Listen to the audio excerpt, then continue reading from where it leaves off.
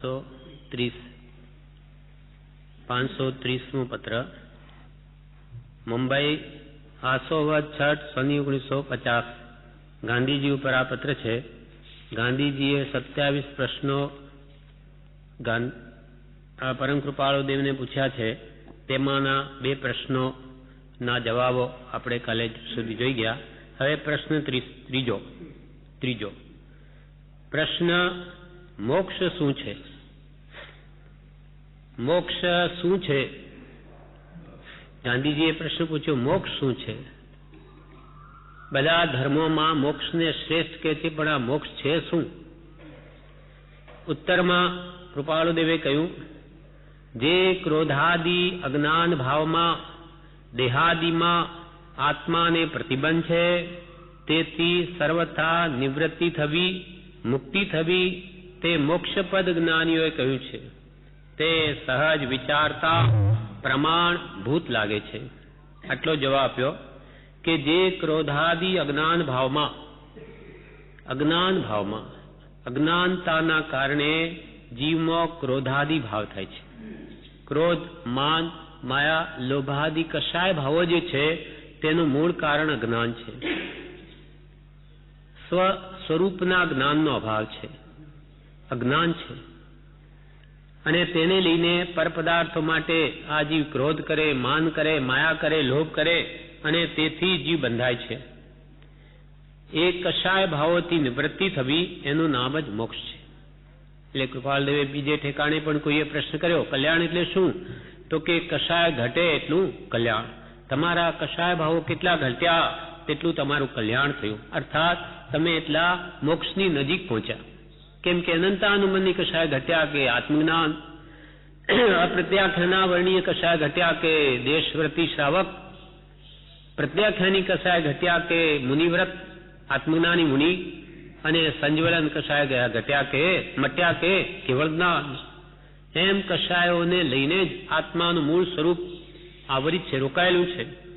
જે ક્રોધાદિ અજ્ઞાન ભાવમાં અથવા દેહાદિમાં આત્માને પ્રતિબંધ છે, દેહ આદિ, હું દેહ સ્વરૂપ છું, હું દેહાદિ સ્વરૂપ છું, દેહ સ્ત્રી પુત્ર આદિ મારા છે, આ આત્મજ્ઞાનમાં કે કેવળ જ્ઞાનનો પ્રતિબંધ છે, રોધક છે, બાધક છે. તે કેવળ જ્ઞાનને પ્રગટવા દે એમ નથી.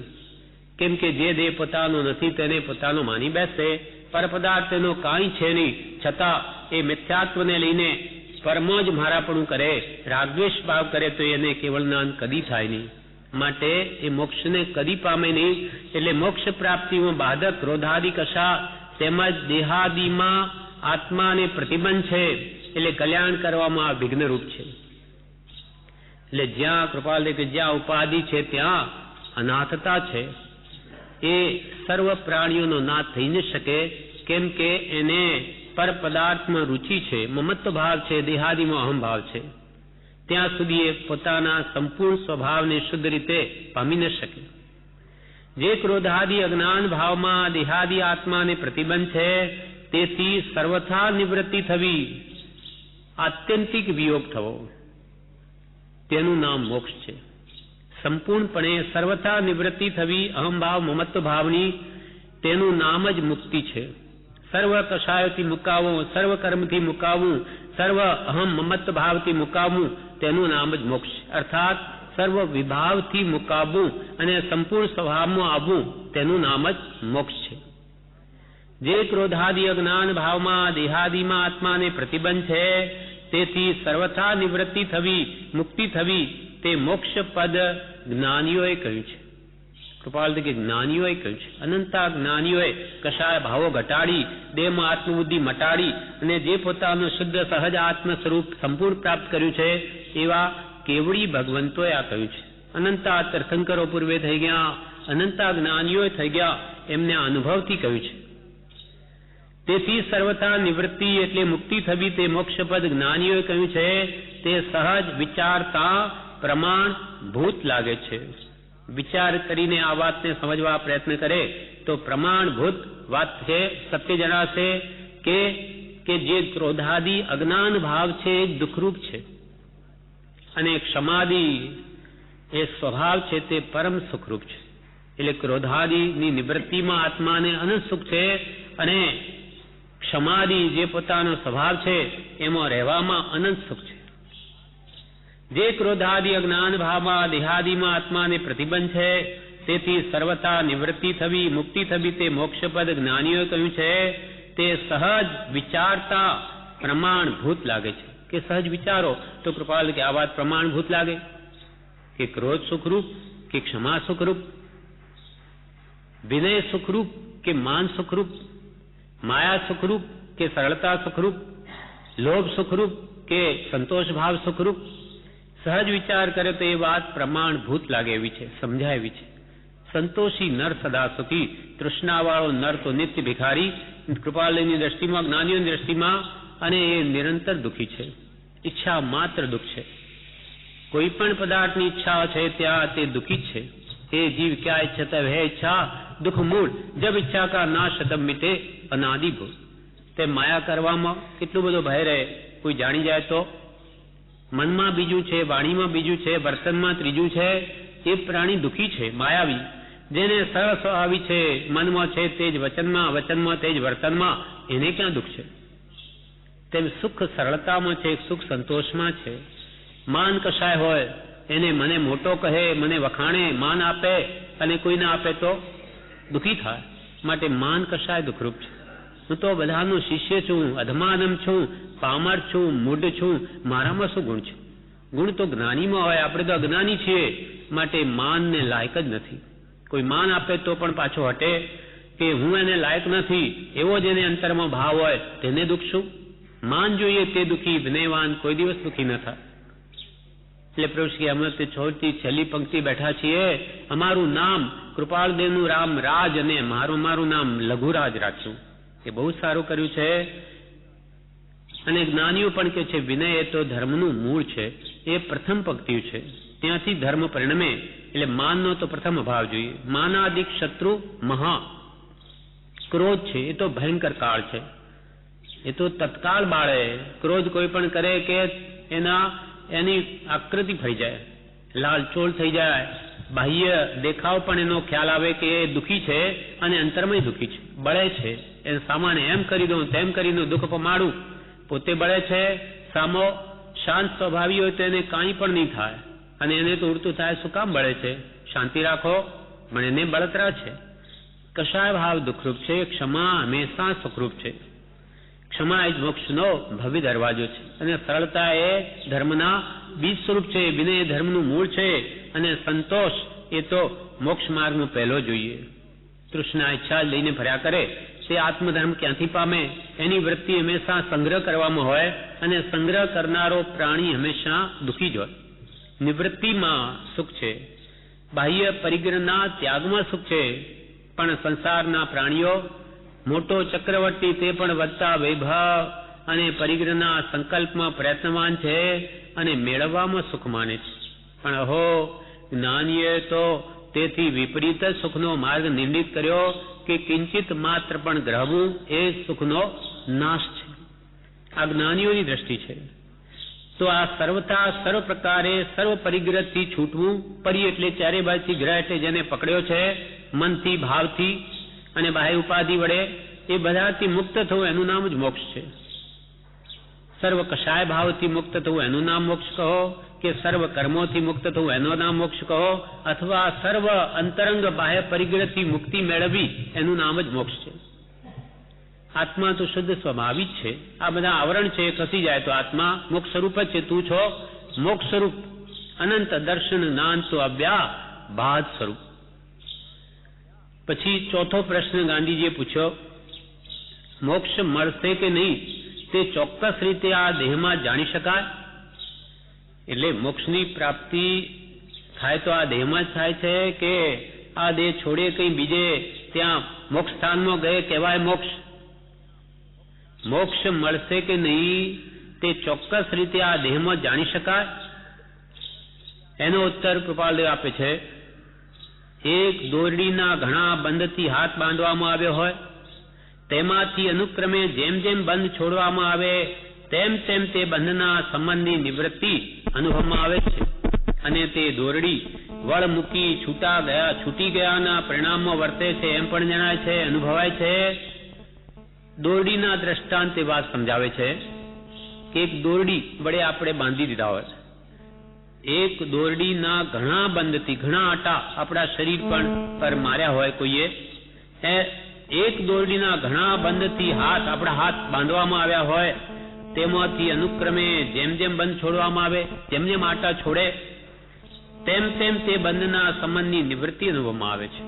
50 આટા માર્યા હોય તો એના 5-10 ઓછા કરે તો એટલો હલકો થાય, પછી બીજા 10 નીકળી જાય તો ફરી થોડો બંધ ઢીલો થાય, એમ તેની નિવૃત્તિ અનુભવમાં આવે છે. અને તે દોરડી વળ મૂકી છૂટી ગયાના પરિણામમાં વર્તે છે એમ પણ જણાય છે કે એના વળ હવે છૂટવા માંડ્યા છે, ઢીલું પડવા માંડ્યું બંધન, એમ પણ જણાય છે, અનુભવાય છે.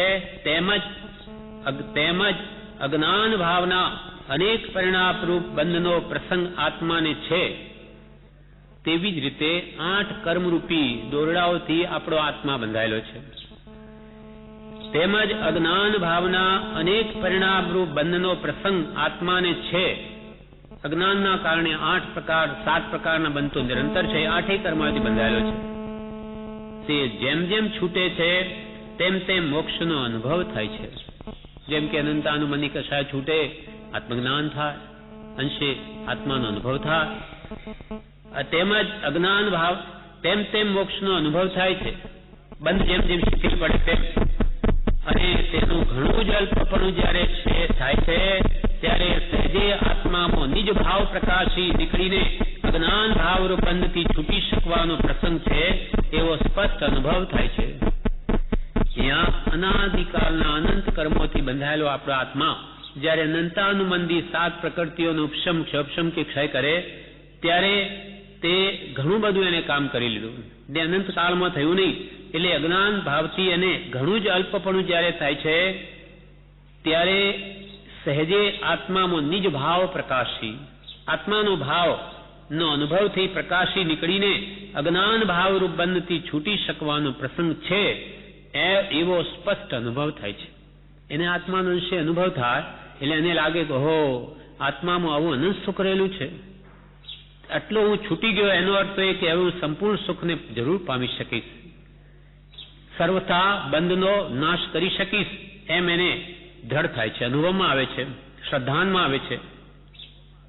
ત્યારે સહેજે આત્મામાં એટલે ઘણું જે કર્મનું અલ્પપણું જયારે થાય ત્યારે કેમ કે એ અનંત અનુબંધી અનંત સંસાર વધારનારા છે એ જવા ઘણા જ મુશ્કેલ છે.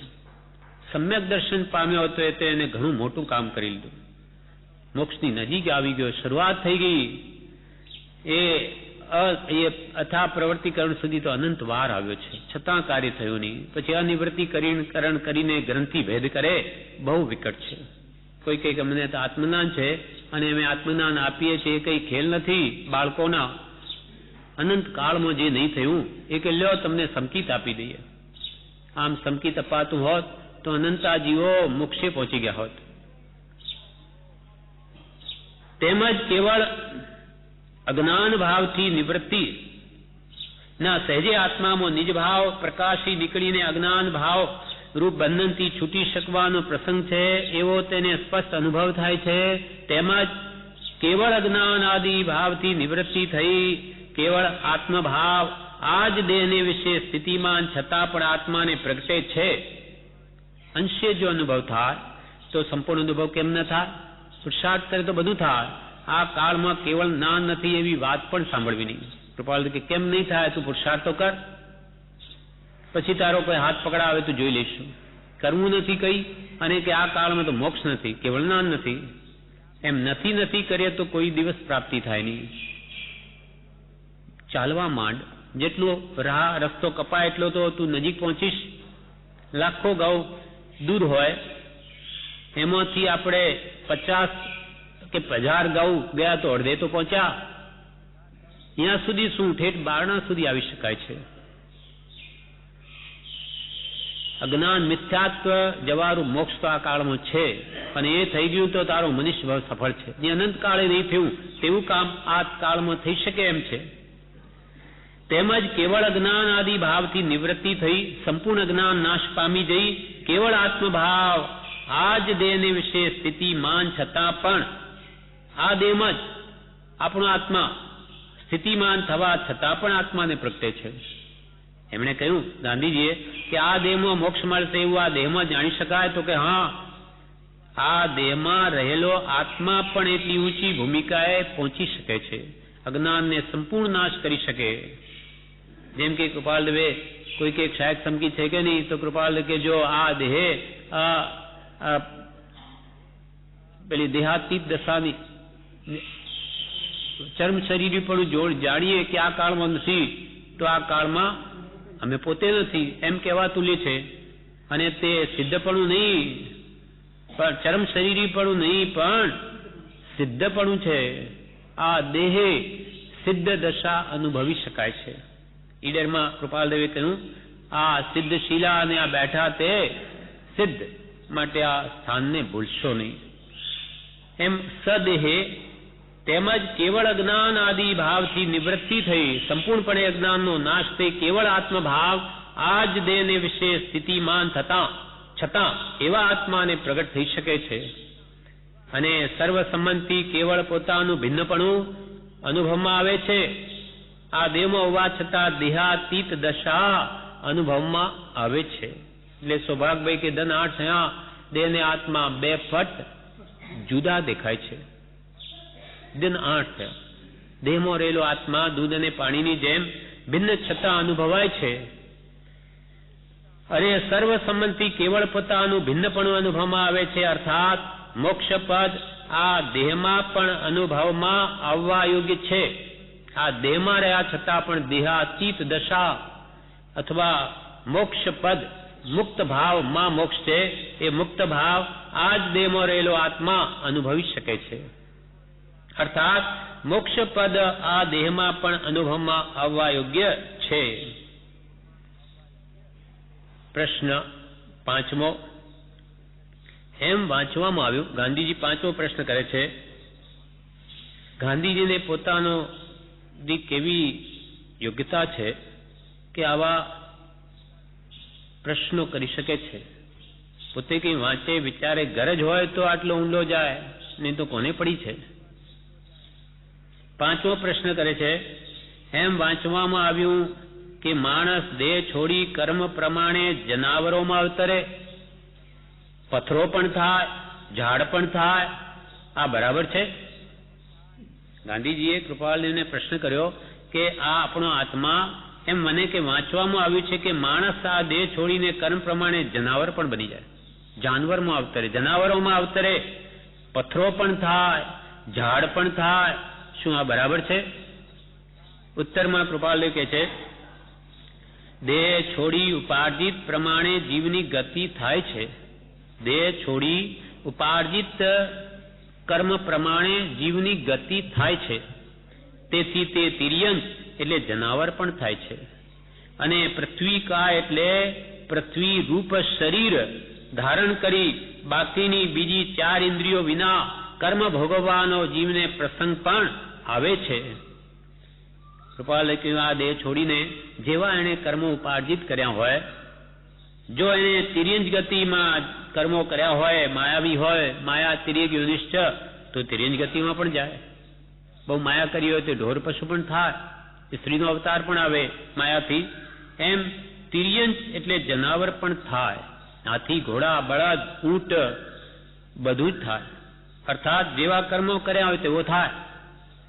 અને પૃથ્વીકા એટલે પૃથ્વીરૂપ શરીર. ગાંધીજીએ પ્રશ્ન એવો કે પથ્થરો પણ થાય. પથ્થરો એટલે અહીંયા ખુલાસો કરે છે, પથ્થર એટલે જળ નહીં થાય, પણ પૃથ્વીરૂપ શરીર કે પથ્થરરૂપ શરીર ધારણ કરનારો થાય.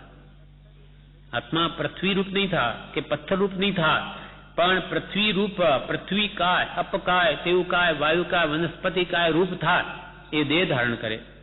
કેમ કે દેહ છે તે વેશધારીપણું છે, પણ સ્વરૂપપણું નથી. અને તે પૃથ્વીકાય એટલે પૃથ્વી રૂપ શરીર ધારણ કરી બાકીની 4 ઇન્દ્રિયો વિના. પૃથ્વીકાય એટલે એકેન્દ્રિય થયો, પથ્થર પણ એકેન્દ્રિય છે, શરીર માત્ર છે, એ 4 ઇન્દ્રિયો એની ત્યાં નથી. કર્મ એવા બાંધ્યા કે શરીર સિવાય મોઢું, નાક, કાન, આંખ છે જ નહીં. જેટલી ઇન્દ્રિયો ઓછી તેટલો પ્રાણી વધારે દુઃખી હોય છે. આપણે પણ માનો આંખ ન હોય, કલ્પના કરી હોય આંખો બંધ કરીને સદા મારી આંખો ખુલવાની નથી તો કેવો અનુભવ થાય? શું મને કોઈ દિવસ નહીં કંઈ નહીં દેખાય? પછી કાને કંઈ બંધ કરી દીધા હોય, સંભળાય નહીં તો મને કોઈ દિવસ નહીં સંભળાય? એ કેવો મૂંઝાય? એ પણ શું કરે? ક્યાં જાય? બોલાય નહીં તો ગુંગો હોય તો એ કરે, એને બોલવું છે પણ બોલી ન શકે. એમ જેટલી ઇન્દ્રિયો ઓછી તેટલો પ્રાણી વિશેષ દુઃખી છે. એમ પૃથ્વી રૂપ ધારણ કરી બાકીની 4 ઇન્દ્રિયો વિના કર્મ ભોગવવાનો જીવને પ્રસંગ પણ આવે છે. તથાપી તે કેવળ પથ્થર કે પૃથ્વી થઈ જાય છે એવું કાંઈ નથી કે એકવાર એ પૃથ્વી કાયમાં ઉત્પન્ન થયો એટલે હવે પથ્થર રૂપ થઈ ગયો, એમ નથી. ચેતન એવો આત્મા કોઈ કાળે જડ નહીં થાય. તથાપી તે કેવળ પથ્થર કે પૃથ્વી થઈ જાય છે એવું કાંઈ નથી. પથ્થર રૂપ કાયા ધારણ કરે છે. સ્પષ્ટ કર્યું. પથ્થર રૂપ કાયા ધારણ કરે અને તેમાં પણ અવ્યક્તપણે જીવપણે જ હોય છે. ભલે એ ધારણ કરે પૃથ્વી રૂપ કાયા, પણ તેમાં પણ અવ્યક્તપણે જીવપણે જ હોય છે. જીવ તો હંમેશા જીવ જ હોય, એ કોઈ દિવસ જડ નહીં થાય. જેમ કે આપણો આત્મા આ મનુષ્ય દેહમાં જન્મ્યો, દેહ તો જડ છે, પરમાણુનો બનેલો છે, પણ એ આત્મા કદી પરમાણુ રૂપ નહીં થાય, જડ રૂપ નહીં થાય. એ તો અવ્યક્તપણે અંદર ઈશ્વર જ છે, કર્મને આધીન, એનું સ્વરૂપ સંસારી છે. બાકી તો પરમાત્મા સ્વરૂપ છે નિશ્ચયને, એ કદી નાશ પામે નહીં. હા,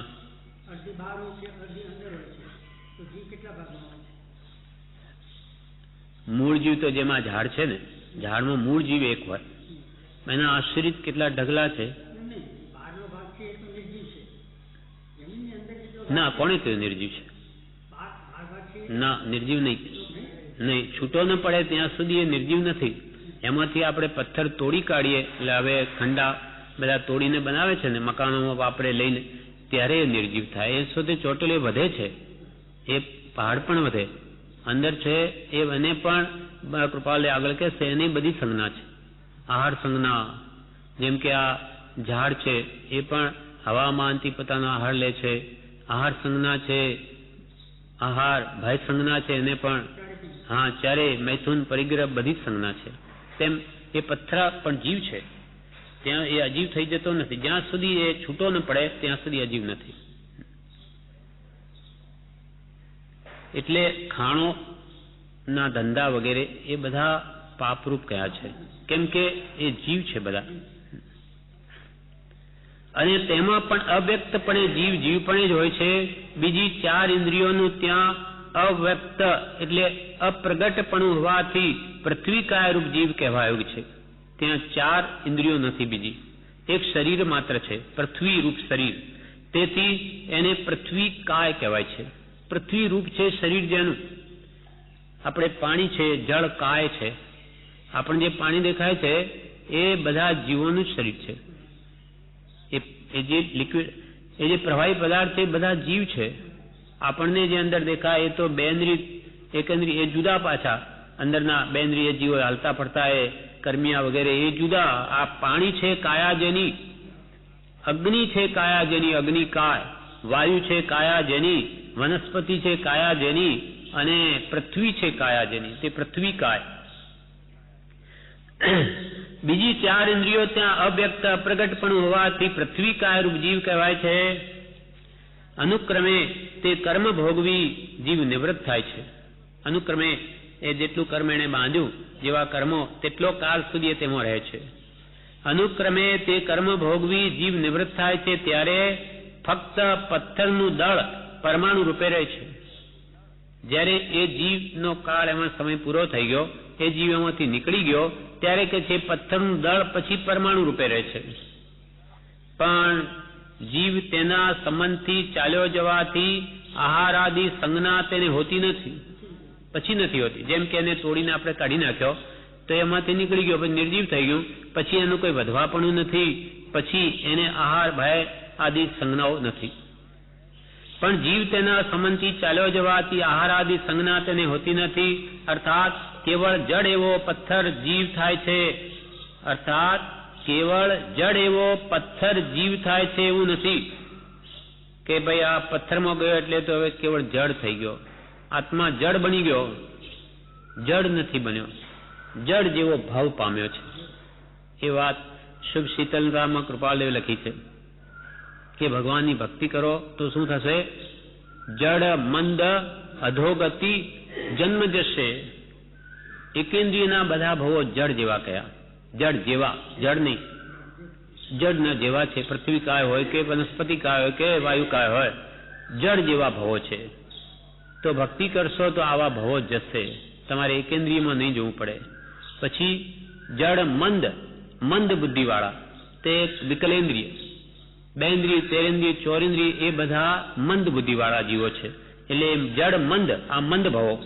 જડ બંધ અધોગતિ, એ પછી અધોગતિમાં પંચેન્દ્રિય જીવો વધારે, મન પણ સહી છે એટલે વધારે કર્મ બાંધે અને નરક નિગોદ આદિમાં જાય, એવા ભવો પણ જશે.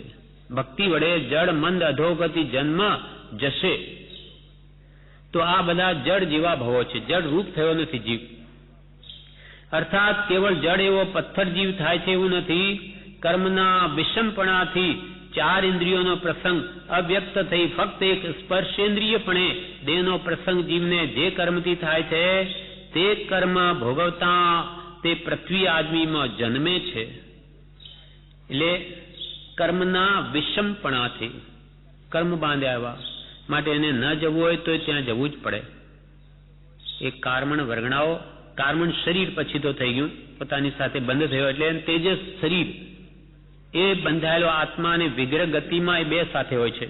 આ દેહ છોડ્યો, આ દેહનો પ્રસંગ આપણા આત્માએ છોડી લીધો, બીજો દેહ ધારણ કર્યો નથી. વચ્ચેના જે 3-4 સમય છે તેટલામાં એની સાથે કોણ છે? બે શરીર, તેજસ અને કાર્મણ. એ 4 સમય વધારે વધારે પછી તો કોઈ ત્રીજો દેહ ધારણ કરે જ સંસારી જીવ.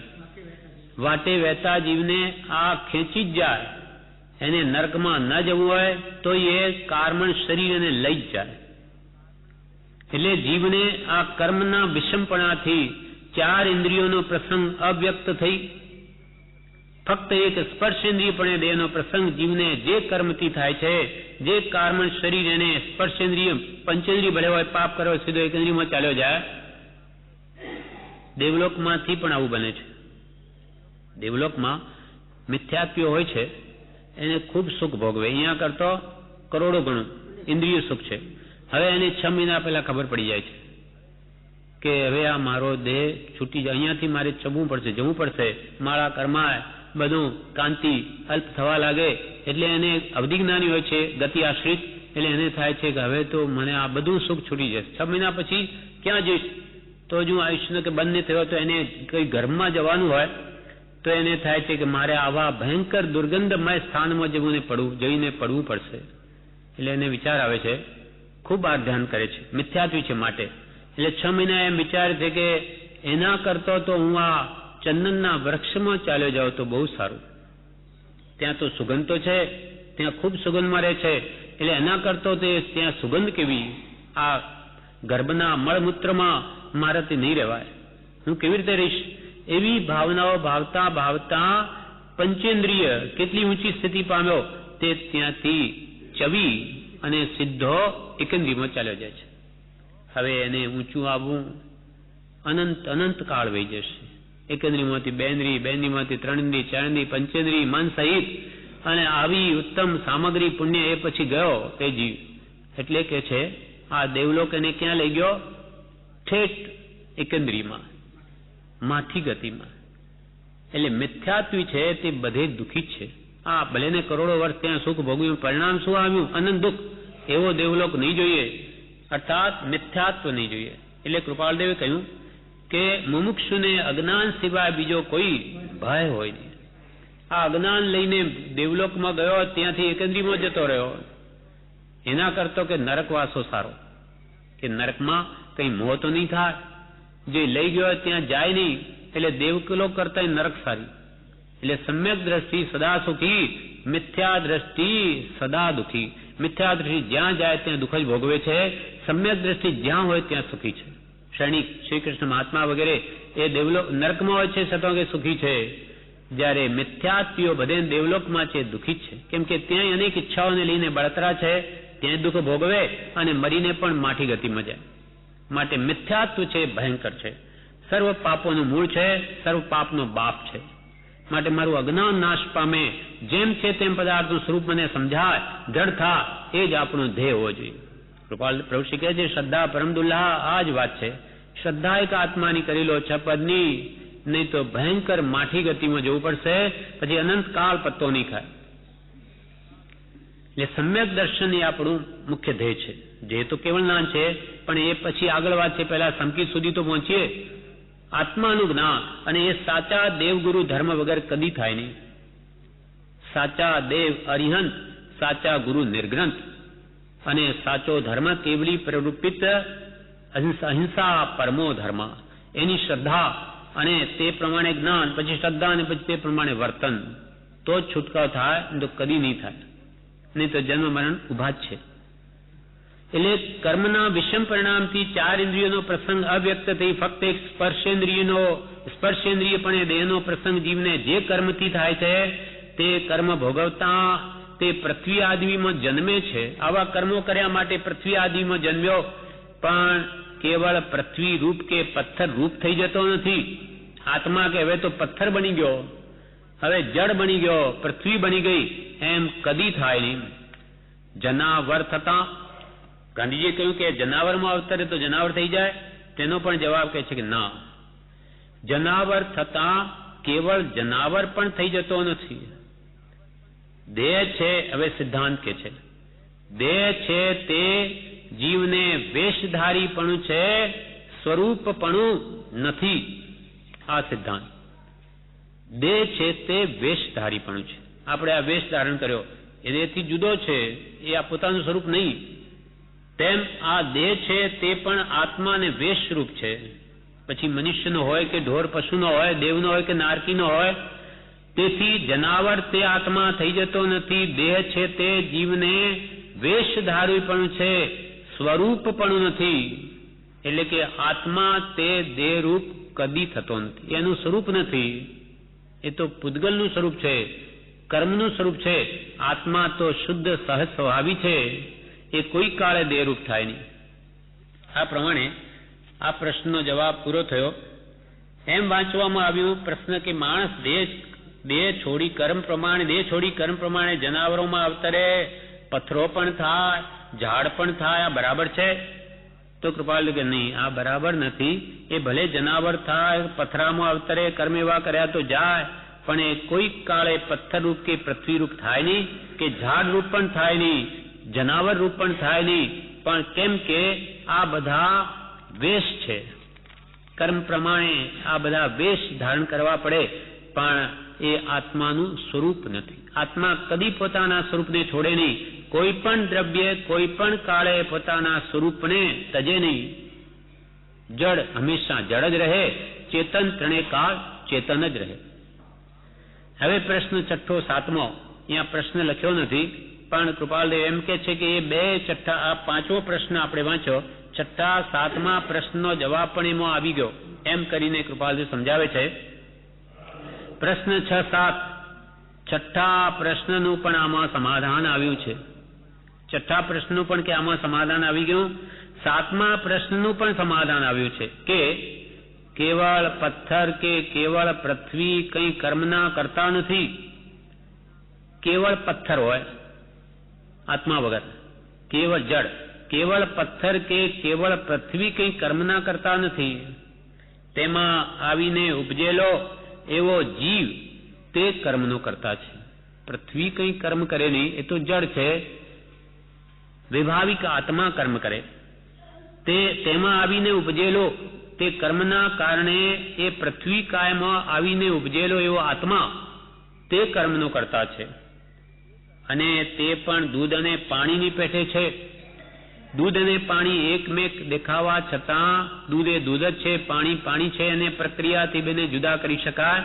તેમ આ પથ્થરમાં કે પૃથ્વીમાં ઉત્પન્ન થયેલો આ આત્મા તે ભલે દેખાય પથ્થર રૂપ, કે આપણને ચર્મચક્ષુથી દેખાય નહીં આત્મા જુદો અંદર, કેમ કે અરૂપી વસ્તુ છે, છતાં પણ એ જુદો જ છે, એ કોઈ કાળે પથ્થરરૂપ થયો નથી. અને તે પણ દૂધ અને પાણીની પેઠે છે. જેમ તે બંનેનો સંયોગ થતાં પણ, દૂધ અને પાણીનો સંયોગ થતાં પણ દૂધ તે દૂધ છે ને પાણી તે પાણી છે, તેમ એકેન્દ્રિયાદિ કર્મ બંધે જીવને પથ્થરપણું જડપણું જણાય છે, તો પણ તે જીવ અંતર તો જીવપણે જ છે. તેમ એકેન્દ્રિયાદિ કર્મ બંધે, એવા કર્મ બાંધ્યા કે એક ઇન્દ્રિય જ પ્રાપ્ત થાય, માત્ર શરીર.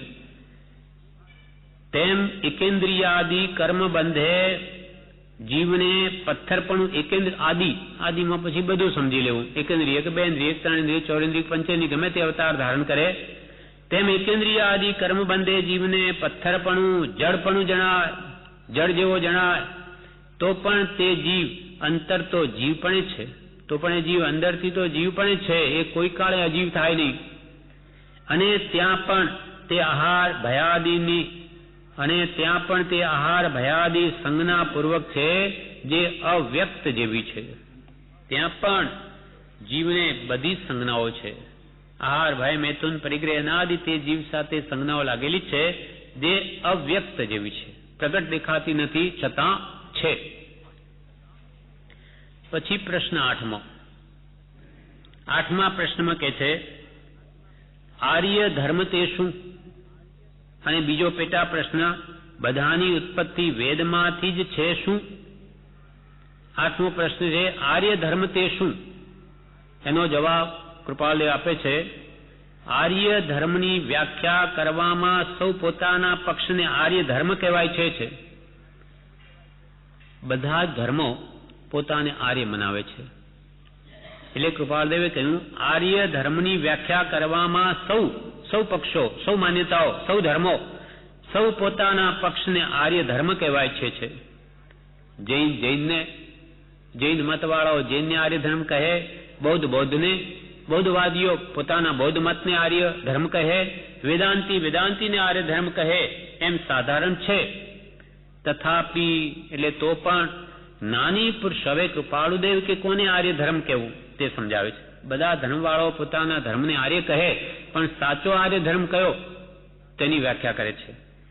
તથાપી જ્ઞાની પુરુષો તો જેથી આત્માને નિજ સ્વરૂપની પ્રાપ્તિ થાય એવો જે આર્ય ઉત્તમ માર્ગ, તેને આર્ય ધર્મ કહે છે, અને એમ જ યોગ્ય છે.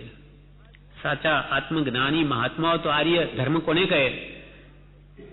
તો કે આત્માને નિજ સ્વરૂપની પ્રાપ્તિ જે ધર્મ વડે થાય, જે ધર્મ વડે આત્મા પોતાના સ્વભાવને પામે, જે અનંત સુખ છે પોતાનો આત્માનો સ્વભાવ, એ પોતાના અનંત સુખને જે પમાડી શકે, એવો જે ધર્મ, નિજ આત્મ ધર્મને પમાડી શકે, તે જ સાચો આર્ય ધર્મ છે. બાકી બધા નામ માત્ર છે. નામ માત્ર આર્ય કહે, તેથી શું? તથાપી જ્ઞાની પુરુષો તો જેથી આત્માને નિજ સ્વરૂપની પ્રાપ્તિ થાય એવો જે માર્ગ, એવો જે આર્ય માર્ગ, ઉત્તમ માર્ગ, તેને આર્ય ધર્મ કહે છે, અને એમ જ યોગ્ય છે. વળી બીજો પ્રશ્ન, બધાની ઉત્પત્તિ વેદમાંથી છે કે શું?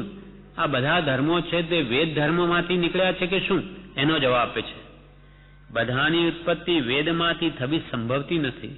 બધા ધર્મોની ઉત્પત્તિ વેદમાંથી થઈ છે એમ કહી શકાય નહીં, એમ સંભવ નથી. કારણ કે છે, બધાની ઉત્પત્તિ વેદમાંથી થવી સંભવતી નથી. વેદમાં જેટલું જ્ઞાન કહ્યું છે તેથી સહસ્ત્ર ગણા આશયવાળું જ્ઞાન શ્રી તીર્થંકરાદિ મહાત્માઓએ કહ્યું છે. વેદમાં જે જ્ઞાન કહ્યું છે એથી તો હજારો ગણું જ્ઞાન શ્રી તીર્થંકરાદિ મહાત્મા પુરુષોએ કહ્યું છે. વેદમાં જેટલું જ્ઞાન છે તેથી સહસ્ત્ર ગણા આશયવાળું જ્ઞાન શ્રી તીર્થંકરાદિ મહાત્માએ કહ્યું છે, એમ મારા અનુભવમાં આવે છે. કૃપાળદેવને ઘણા શાસ્ત્રોનો અનુભવ છે, જાણ્યા છે, વાંચ્યા છે, અનેક ભાવની સાધના છે. ભગવાન મહાવીરના પણ અંતિમ શિષ્ય છે, એટલે એમનું શું બોધ છે બધું ધ્યાનમાં છે. એટલે 900 ભાવનું જેને જ્ઞાન છે, તો કે તેથી સહસ્ત્ર ગણા આશયવાળું જ્ઞાન શ્રી તીર્થંકરાદિ મહાત્માએ કહ્યું છે, મારા અનુભવમાં આવે છે. અને તેથી હું એમ જાણું છું કે અલ્પ વસ્તુમાંથી સંપૂર્ણ વસ્તુ થઈ શકે નહીં. વેદાંત તો અલ્પ માત્ર જ્ઞાન છે, એમાંથી સંપૂર્ણ જ્ઞાન ક્યાંથી નીકળી શકે? હું તેથી એમ જાણું છું કે અલ્પ વસ્તુમાંથી સંપૂર્ણ વસ્તુ થઈ શકે નહીં. એમ હોવાથી વેદમાંથી સર્વની ઉત્પત્તિ કહેવી ઘટતી નથી. વેદમાંથી બધા ધર્મો નીકળ્યા એમ કહેવું યોગ્ય નથી. વૈષ્ણવાદી સંપ્રદાયોની ઉત્પત્તિ તેના આશ્રયથી માનતા અડચણ નથી કે ભાઈ વૈષ્ણવાદી બીજા જે ફાંટા છે એ વેદાંતમાંથી નીકળ્યા એમ માનવામાં કોઈ બાદ નથી. પણ બધા જ ધર્મો એમાંથી નીકળ્યા એ માની શકાય નહીં, કહી શકાય નહીં, યોગ્ય નથી. વૈષ્ણવાદી સંપ્રદાયની ઉત્પત્તિ તેના એટલે વેદાંતના આશ્રયથી માનતા અડચણ નથી. જૈન બૌદ્ધના છેલ્લા મહાવીરાદી મહાત્માઓ થયા પહેલા વેદ હતા એમ જણાય છે. જેમ છે તેમ કે છે કે જૈન કે બૌદ્ધ ધર્મ જ ચાલુ થયો નહીં, ભગવાન મહાવીરનો. આમ તો અનાદિથી જૈન ધર્મ છે, પણ જ્યારે ભગવાન મહાવીર હતા જૈન ધર્મ પ્રકાશ્યો, તે સમકાલીન એવા બૌદ્ધે પણ બૌદ્ધ ધર્મ પ્રકાશ્યો. જૈન બૌદ્ધના છેલ્લા મહાવીરાદી મહાત્માઓ થયા પહેલા વેદ હતા. ભગવાન ઋષભદેવના સમયમાં વેદ હતા. વેદનો આશય હતો. ભલે આ વેદ હોય ને ન પણ હોય. જેમ કે ભગવાન મહાવીરનો જીવ જ ત્રિદંડી હતો, અને ત્રિદંડી એટલે પગમાં પગરખાં, માથે છત્રી અને હાથમાં દંડ, એમ શિથિલતાથી અને ત્રિદંડી બની ગયો. એવી માન્યતાઓ અનાદિથી ચાલી આવે છે. જૈન બૌદ્ધના છેલ્લા મહાવીરાદી મહાત્મા થયા પહેલા વેદ હતા એમ જણાય છે. વેદની માન્યતા અનાદિ, જૈનની માન્યતા પણ અનાદિ છે. તેમ તે ઘણા પ્રાચીન ગ્રંથ છે એમ પણ જણાય છે. તથાપિ જે કંઈ પ્રાચીન હોય તે સંપૂર્ણ હોય કે તે સત્ય હોય એમ કહી શકાય નહીં, કે ભાઈ બહુ જૂનું એટલે એ સાચું એમ પણ કહી શકાય નહીં. અને પાછળથી ઉત્પન્ન થાય તે અસંપૂર્ણ ને અસત્ય હોય એમ પણ કહી શકાય નહીં. ઘણું જૂનું એટલે બધું સાચું એમ પણ કહી શકાય નહીં. બાકી વેદ જેવો અભિપ્રાય અને જૈન જેવો અભિપ્રાય અનાદિથી ચાલ્યો આવે છે. જૈનનો અભિપ્રાય કે વેદનો અભિપ્રાય કહો, અનાદિથી ચાલ્યો આવે. સર્વભાવ અનાદિ છે. ક્રોધ અનાદિ, ક્ષમા અનાદિ, બધું જ અનાદિ છે. સર્વભાવ અનાદિ છે. માત્ર રૂપાંતર થાય છે, કેવળ ઉત્પત્તિ કે કેવળ નાશ થતો નથી. વેદ, જૈન અને બીજા સૌના અભિપ્રાય અનાદિ છે. વેદ હો કે બૌદ્ધ હો કે જૈન હો કે બધા ધર્મોના અભિપ્રાય જે છે તે બધા અનાદિથી ચાલ્યા આવે. એમ માનવામાં અડચણ નથી. ત્યાં પછી વિવાદ શાનો રહે કે ભાઈ જૈન પહેલા કે વેદાંત પહેલા કે બધું અનાદિ છે? ત્યાં વિવાદ શું? બધી માન્યતાઓ અનાદિ છે. હવે એમાંથી આપણે શું કરવું એ જોવું. કૃપાલ એમ કે છે જૈન અને બીજા સૌના અભિપ્રાય અનાદિ છે એમ માનવામાં અડચણ નથી. ત્યાં પછી વિવાદ શાનો રહે કે ભાઈ અમે પહેલા તમે પહેલા? તથાપિ એ સૌમાં વિશેષ બળવાન સત્ય અભિપ્રાય કોનો કહેવા યોગ્ય છે તે વિચારવું એ અમને તમને સૌને યોગ્ય છે. બધા ધર્મો પોતાની માન્યતાઓ બતાવે છે. એ બધી જ માન્યતાઓ અનાદિ છે. અનાદિકાળથી બધી માન્યતાઓ ચાલી આવે છે. હવે એમાં સત્ય અભિપ્રાય કયો, સાચી માન્યતા કોની, એ તો ગાંધીજીને કૃપાલે કે છે એ અમને અને તમને સૌએ વિચારવું યોગ્ય છે. વિચારો. જૈન જે વિતરાગતાની પ્રવૃત્તિ કરે એ સંપૂર્ણ સત્ય છે કે વેદાંતિઓ જે જ્ઞાનથી સમ્યક દર્શનની વ્યાખ્યા વગેરે કરી એ સત્ય છે? એ તમે વિચારો. તમને સમા વિશ્વાસ ઊંડાણ લાગે છે? કૃપાલને તો પોતાનો અભિપ્રાય આપી દીધો કે મને તો વેદાંત કરતો હજારો ગુણો આશયવાળું તીર્થંકર આદિનું જ્ઞાન ભાસે છે. હવે તમને શું લાગે? તમારો અભિપ્રાય માનો કે કૃપાલ કે જે એ સત્ય છે, પણ ગાંધીજી ન પણ માને. તમે વિચારો. મને તો એ લાગે છે. તથાપિ એ સૌમાં વિશેષ બળવાન સત્ય અભિપ્રાય કોનો કહેવા યોગ્ય છે તે વિચારવું એ અમને તમને સૌને યોગ્ય છે. બધાએ પોતપોતાની વ્યાખ્યા કરી છે અને ધર્મ શું બતાવ્યો છે. હવે જૈન કૃપાલની દ્રષ્ટિએ તો વેદાંતનો સમ્યક દર્શન એ જ કેવળ જ્ઞાન છે. પૂર્ણાહુતિ થઈ ગઈ. જ્યારે જૈનમાં તો હજુ શરૂઆત છે. ધર્મની જ્યાંથી શરૂઆત છે ત્યાં પૂર્ણાહુતિ થઈ ગઈ વેદાંતમાં. કેમ એમ થયું? તો કે એમની બુદ્ધિ જ્ઞાન જ્યાં સુધી પહોંચ્યું ત્યાં સુધી નિર્ણય કરી લીધો કે બસ આટલું છે, એથી વિશેષ કાંઈ નથી. પણ એમ નથી. આપણને એટલું જ જણાય તેથી આટલું જ છે. ભગવાન મહાવીરના સમયમાં કોઈ હઠયોગીને કે તપસ્યા કરનારને, અન્ય ધર્મીને એટલું બધું જ્ઞાન. મુંબઈ આસોવત 6 શનિ 1950 ગાંધીજી ઉપર આ પત્ર છે. તેમાં ગાંધીજીએ પરમ કૃપાળુદેવને 27 પ્રશ્નો પૂછ્યા છે. તેના જવાબો કૃપાળુદેવ આપે છે. ડરબનથી એમને પૂછેલા. તેમાં 8 પ્રશ્નોના ઉત્તરો આપણે કાલ સુધી વાંચ્યા. આજે પ્રશ્ન 9મો પ્રશ્ન. ગાંધીજીનો પ્રશ્ન પહેલું, વેદ કોણે કર્યા? વેદ કોણે કર્યા? તે અનાદિ છે. વેદ, યથર્વેદ, અધુવેદ, ઋગ્વેદ, 4 વેદ છે. એ કોણે કર્યા? વેદ કોણે કર્યા? વેદાંતના ગ્રંથો છે. વેદ કોણે કર્યા? તે અનાદિ છે. એક પ્રશ્ન પેટા. બીજો પેટો પ્રશ્ન, જો અનાદિ હોય તો અનાદિ એટલે શું? આવી રીતે 2 પ્રશ્ન છે 9મા પ્રશ્નમાં. પહેલો પ્રશ્ન, વેદ કોણે કર્યા? તે અનાદિ છે. ઉત્તર, કૃપાળુદેવ ઉત્તર આપે છે, ઘણા કાળ પહેલા વેદ થયા સંભવે છે. ઘણા કાળ પહેલા વેદ થયા સંભવે છે. તો શું એ અનાદિ છે? અને અનાદિ એટલે શું? તેનો જવાબ આપે છે કે પુસ્તકપણે કોઈ પણ શાસ્ત્ર અનાદિ નથી. ઘણા કાળ પહેલા વેદ થયા. વેદનો ભાવ તો અનાદિથી છે, પણ વેદ અનાદિ નથી. પુસ્તકપણે કોઈ પણ શાસ્ત્ર અનાદિ નથી. ભલે જૈનના હો કે વેદાંતના હો, એ જ નામના શાસ્ત્રો અનાદિકાળથી ચાલ્યા આવે છે એમ નથી. ભગવાન મહાવીર સ્વામીની ઉપદેશેલી દ્વાદશાંગી, તે પણ એ નામ અનાદિ નથી. વેદ અને વેદાંત એક જ. કૃપાળદેવજીએ કહ્યું ને, 4 વેદ પુરાણ આદિ શાસ્ત્ર સૌ મિથ્યાત્વના. 4 વેદ પુરાણ આદિ શાસ્ત્ર સૌ મિથ્યાત્વના. પણ જ્ઞાનીને તે જ્ઞાન ભાખ્યા, એ જ ઠેકાણે ઠરો. જીનવર કહે છે જ્ઞાન તેને, સર્વ ભવ્યો સાંભળો. 4 વેદ પુરાણ આદિ શાસ્ત્ર સૌ મિથ્યાત્વના. એકાંતે પકડી લીધું ઈશ્વર કરતા છે જગતનો, આદિ સિદ્ધાંતો પ્રરૂપ્યા. તે કૃપાળદેવ કે છે કે શાસ્ત્ર સૌ મિથ્યાત્વના. એકાંતે છે માટે મિથ્યાત્વ છે. 4 વેદ પુરાણ આદિ શાસ્ત્ર સૌ મિથ્યાત્વના. પણ જ્ઞાનીને તે જ્ઞાન ભાખ્યા. જ્ઞાની પુરુષોને સમ્યક દ્રષ્ટિ વડે તે જ મિથ્યાત્વના શાસ્ત્રો પણ જ્ઞાનરૂપ ભાષ્યા. એ જ ઠેકાણે ઠકરો. એ જ ત્યાદવાદ દ્રષ્ટિથી જે શાસ્ત્રોને જુઓ, એ જ ઠેકાણે ઠરો. જીનવર કહે છે જ્ઞાન તેને, સર્વ ભવ્યો સાંભળો. અપેક્ષાવાદ કહો, ત્યાદવાદ કહો કે અનેકાંતવાદ કરો, એ દ્રષ્ટિએ શાસ્ત્રોને જોવાથી તીર્થંકરોને તો એ પણ સમ્યક ભાષ્યા. એ ત્યાદવાદ આપણને બોધ્યો. તેથી કૃપાળુ દેવ પણ કોઈ પણ ધર્મને અસત નથી કહેતા. અપેક્ષાએ જોઈએ તો સત છે. ભલે બૌદ્ધ મત હો, એ કહે છે કે આત્મા ક્ષણિક છે, તો કે પર્યાય અપેક્ષાએ તમારી વાત સાવ સાચી. એનું પર્યાય સમય માત્ર છે, માટે એ અપેક્ષાએ બૌદ્ધ સાચા છે. આત્મા દ્રવ્ય નિત્ય છે, પર્યાય પલટા. પણ કઈ અપેક્ષાથી? પર્યાય અપેક્ષાથી. અને સાંખ્ય મત એમ કે છે કે આત્મા તો કુટસ્થ નિત્ય છે, તો કે તમારી વાત પણ સાચી.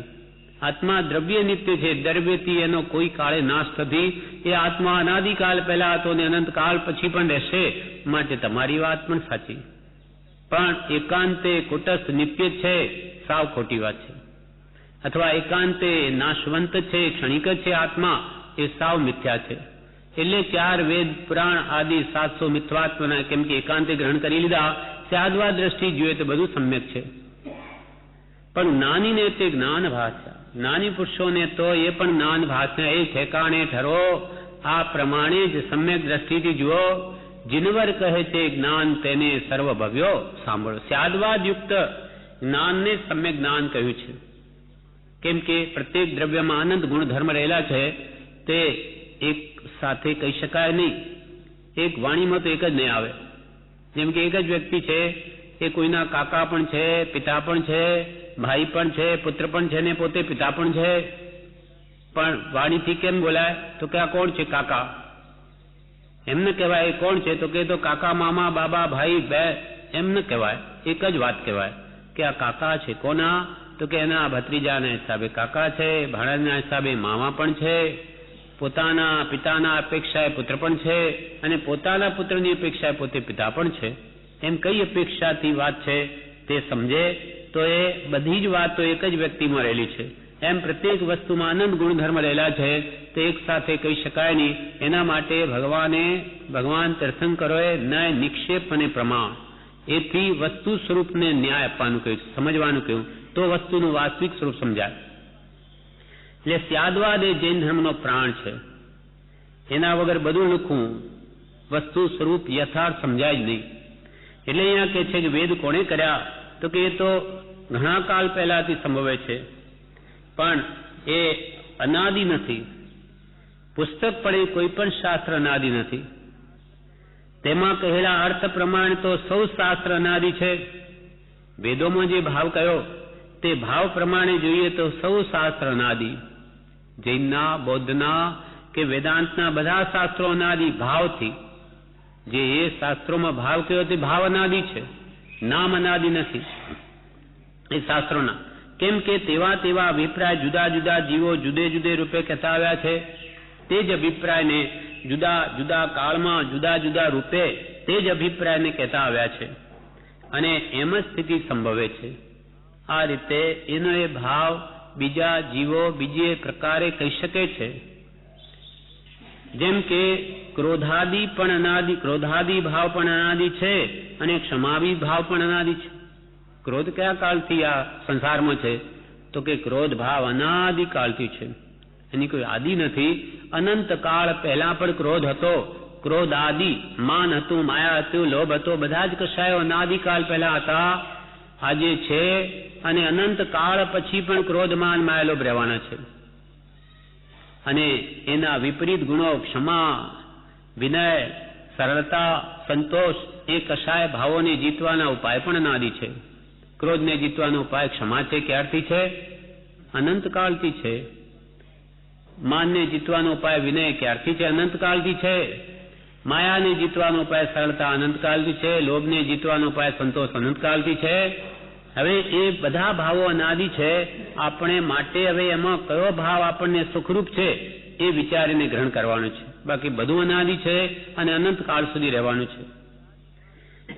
ક્રોધાદિ ભાવ પણ અનાદિ છે, ને ક્ષમાદિ ભાવ પણ અનાદિ છે. હિંસાદિ ધર્મ પણ અનાદિ છે, અને અહિંસાદિ ધર્મ પણ અનાદિ છે. હિંસાદિ ધર્મ, હિંસામાં ધર્મ માન્યો છે, માન્યતા તો છે, ભલે ખોટી છે. જેમ કે યજ્ઞોમાં ધર્મ માન્યો, અશ્વમેધ ઘોડાને હુમી નાખે અને ધર્મ માને. અજામેધ યજ્ઞ બકરાઓને હુમી નાખે, ઘેટાઓને હુમી નાખે, ધર્મ માને એને શું કરીએ? વિપરીત આચરણને જેમ આપણે સંસારમાં સુખ માનીએ છીએ, જ્ઞાનીઓ કે મિથ્યા છે તો આપણે નથી માનતા, આપણે સુખ ભાસે છે. જ્ઞાની શું કરે? આપણને ક્યાં મિથ્યા છે તો આપણે ક્યાં માનીએ છીએ? એમ એમણે હિંસામાં ધર્મ માની બેઠા. અશ્વમેધ, અજામેધ, નરમેધ મનુષ્યોને હુમી કાઢે, 32 લક્ષના કેવી કેવી માન્યતાઓ ધર્મને નામે પ્રવર્તે છે. વર્તમાનો મુસલમાનો બકરા ઈદ મનાવે, ધર્મ માને. જેથી કઈ ધર્મ થઈ ગયો? માને એથી શું થયું? આપણી બધી માન્યતાઓ મિથ્યા છે અનાદિથી, પણ મિથ્યા એ મિથ્યા જ છે. એમ કૃપાલે કહે છે હિંસાદિ ધર્મ પણ અનાદિ છે. આવી હિંસા કરીને ધર્મ માનવો, મુરગીને ચઢાવીને મારી નાખે ઈચ્છાઓ પૂરી કરવા, ધર્મ માને તો ઈચ્છા આ દેવ પૂરી કરશે એમ માની બેસે એને શું કહે? એમ આ ભાવ બધા અનાદિ છે. ધરમપુરમાં 108 પાડા દશેરાના દિવસે મારવામાં આવતા. હજુ નહીં, કૃપાળદેવે બંધ કરાવ્યું. ત્યાં સુધી ચાલતું હતું. કૃપાળદેવને આ વાત જાણ થઈ એટલે લોકોમાં ચળવળ ઊભી કરી. માણેકલાલ ઘેલાભાઈ એમના ભાગીદારને ત્યાં મોકલ્યા, ત્યાં પણ તમે સમજાવો. મુંબઈમાં પણ એવી વાતાવરણ ઊભી કરી. વરે આ જે જ્યોતિષીઓ કે જે બ્રાહ્મણોએ આ ઊભું કર્યું તે લોકોને બોલાવીને તમારા શાસ્ત્રોમાં ક્યાં લખેલું છે બતાવો. અને જે એમાં લોભી હતા એમને પૈસા આપીને પણ એમના મોઢા બંધ કર્યા.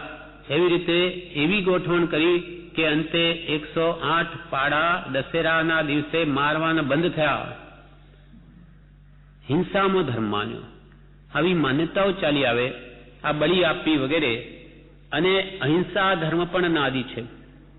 ભગવાન તીર્થંકરોનો અહિંસા પરમો ધર્મ એ પણ અનાદિકાલથી ચાલ્યો આવે.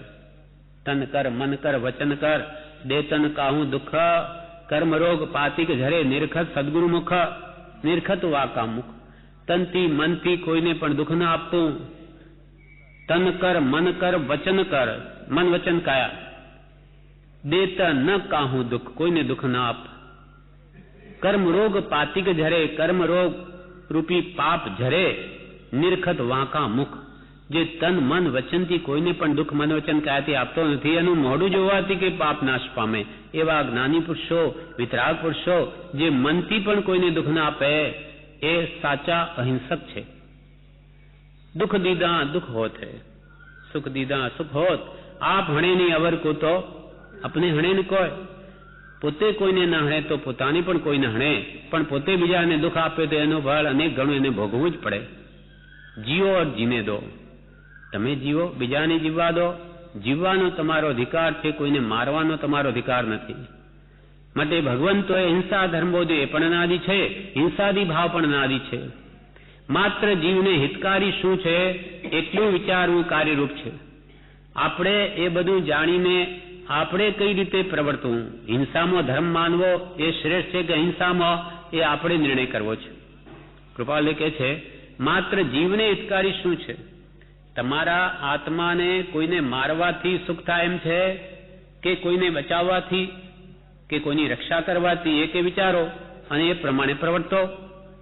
માત્ર જીવને હિતકારી શું છે એટલું વિચારવું તે કાર્યરૂપ છે. આ જગતમાં હિંસા એ તો ચાલ્યા જ કરશે, એને કોઈ નહીં રોકી શકે. તમારા આત્મા માટે શું હિતરૂપ છે વિચારી લો અને તે પ્રમાણે તમારા આત્માને બચાવી લો.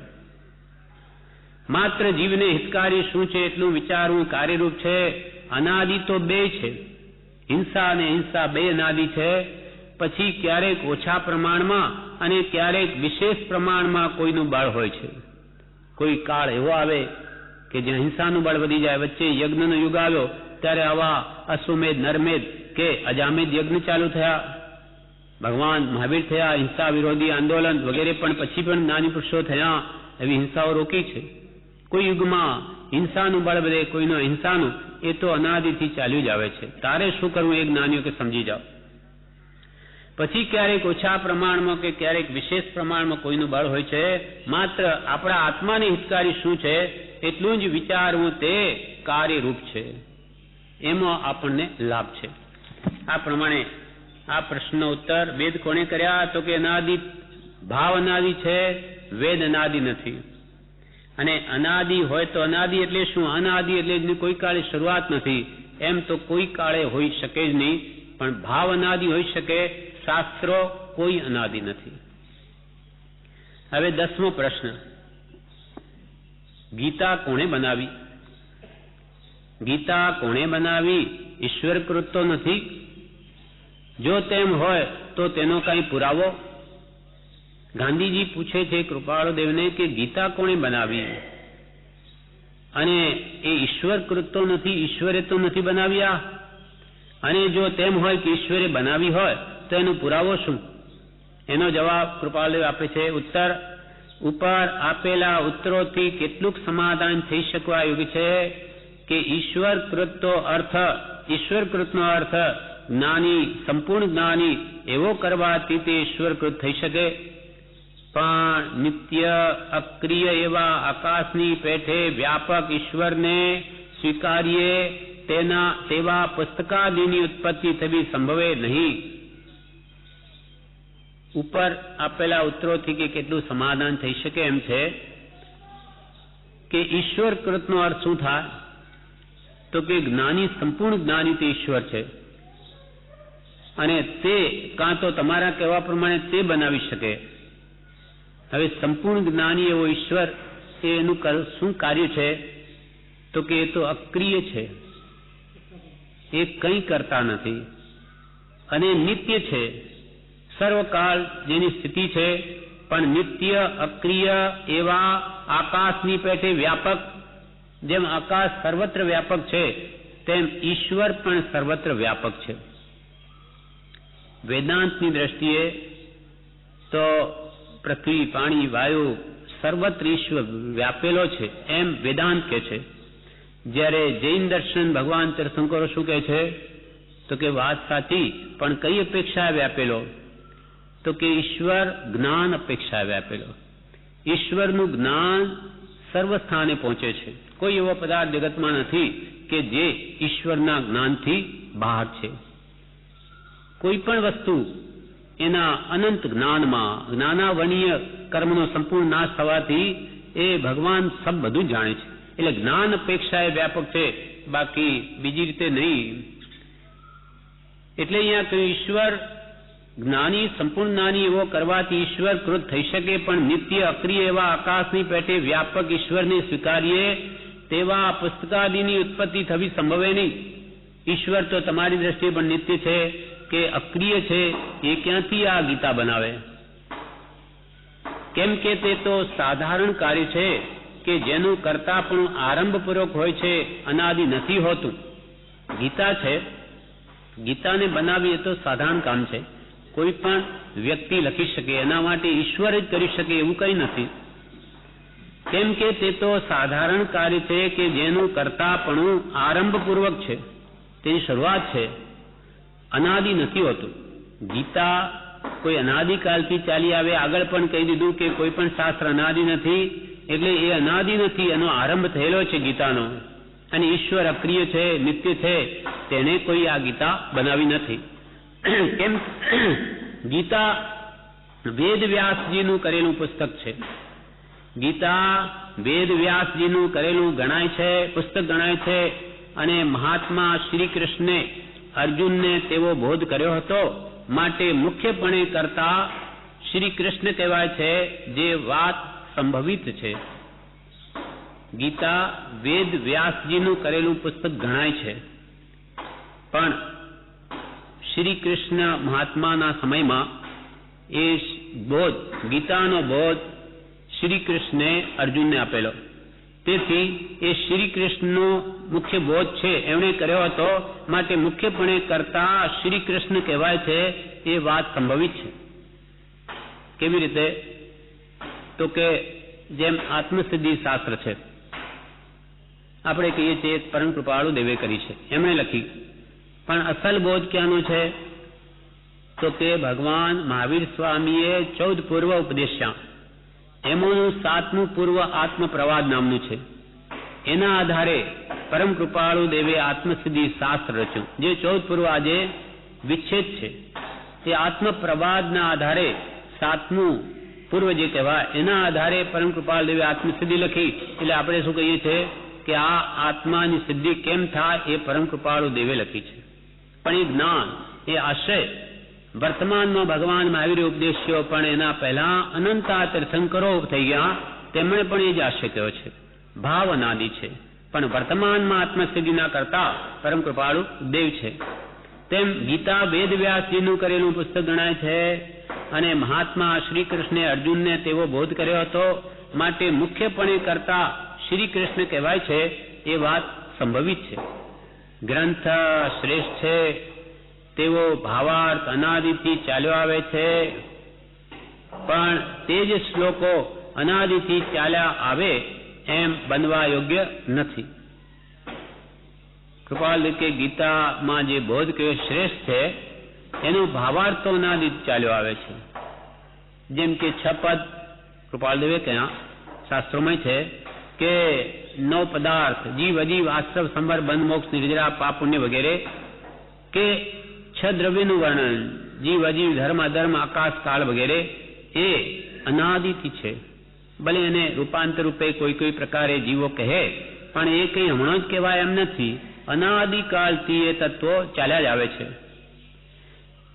ગ્રંથ શ્રેષ્ઠ છે, તેવો ભાવાર્થ અનાદિથી ચાલ્યો આવે છે, પણ તે જ શ્લોકો જે ગીતાજીમાં કહ્યા છે, તે જ શ્લોકો અનાદિથી ચાલ્યા આવે એમ બનવા યોગ્ય નથી.